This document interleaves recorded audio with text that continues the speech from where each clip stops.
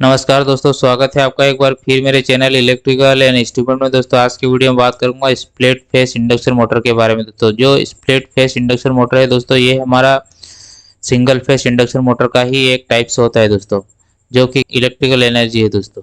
Electrical energy को ये mechanical energy में कन्वर्ट करता है दोस्तों। स्प्लिट फेस इंडक्शन मोटर को रेजिस्टेंट स्टार्टर इंडक्शन मोटर भी बोला जाता है दोस्तों। स्प्लिट फेस इंडक्शन मोटर हमारी दो वाइंडिंग से मिलकर बना होता है दोस्तों, जो कि एक होती है दोस्तों मेन वाइंडिंग, और जो दूसरी होती है दोस्तों वो होती है हमारी स्टार्टिंग वाइंडिंग।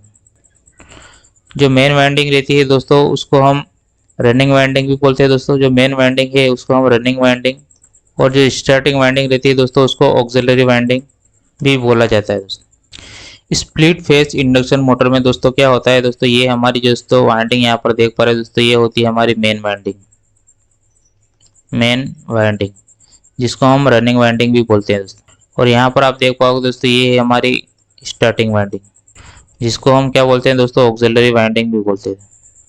दोनों ही वाइंडिंग हमारी दोस्तों पैरेलल में कनेक्ट होती है दोस्तों।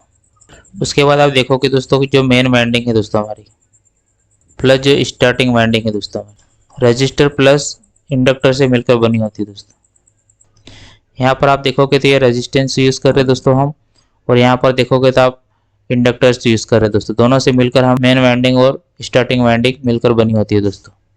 इसके बाद मैं बात करूँगा दोस्तों स्प्लिट फेस इंडक्शन मोटर में जो दोस्तों मेन वाइंडिंग रहता है दोस्तों, इसका रेजिस्टेंस रहता है दोस्तों वो लो रहता है दोस्तों, और जो स्टार्टिंग वाइंडिंग है इसका रेजिस्टेंस हाई रहता है दोस्तों। और इंडक्टेंस की बात करूँ दोस्तों तो इंडक्टेंस इसका जैसे लो रहता है, और जो मेन वाइंडिंग रहता है इसका जो इंडक्टेंस रहता है वो दोस्तों हाई रहता है। यानी कि कहने का मतलब है दोस्तों, जो मेन वाइंडिंग रहती है दोस्तों उसका रेजिस्टेंस लो और इंडक्टेंस हाई रहता है। ऐसे ही हमारी जो स्टार्टिंग वाइंडिंग है दोस्तों, स्टार्टिंग वाइंडिंग का रेजिस्टेंस आपका हाई मिलेगा तो इंडक्टेंस आपका लो मिलेगा दोस्तों।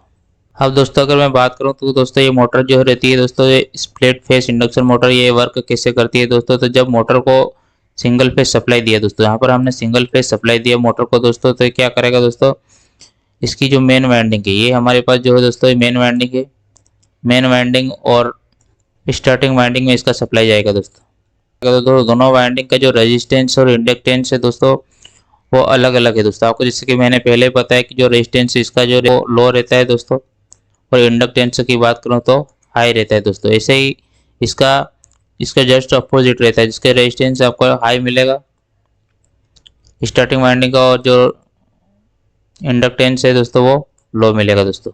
दोनों का रेजिस्टेंस और इंडक्टेंस अलग अलग होने के कारण इसमें क्या होता है दोस्तों, एक फेज डिफरेंस क्रिएट होता है दोस्तों। फेज डिफरेंस क्रिएट होगा जिसके मैग्नेटिक फील्ड जनरेट होगी दोस्तों, जिसके कारण क्या होगा दोस्तों, यहाँ एक ईएमएफ इंड्यूस होगा दोस्तों। ईएमएफ इंड्यूस होगा दोस्तों, ईएमएफ इंड्यूस होगा दोस्तों, तो मैग्नेटिक फील्ड दोनों मिलकर एक टॉर्क, जिसके कारण क्या होता है दोस्तों, टॉर्क डेवलप होगा दोस्तों। इस तरह ये हमारी split phase induction motor work करती है दोस्तों।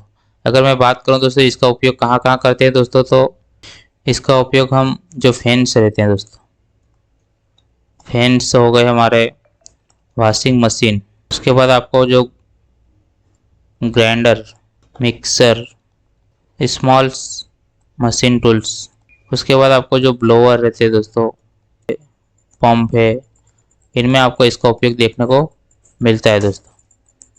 तो आई होप कि दोस्तों आपको वीडियो समझ में आ गया होगा दोस्तों। वीडियो पसंद आया हो तो लाइक करें, चैनल को सब्सक्राइब करें दोस्तों। मिलते हैं नेक्स्ट वीडियो में दोस्तों।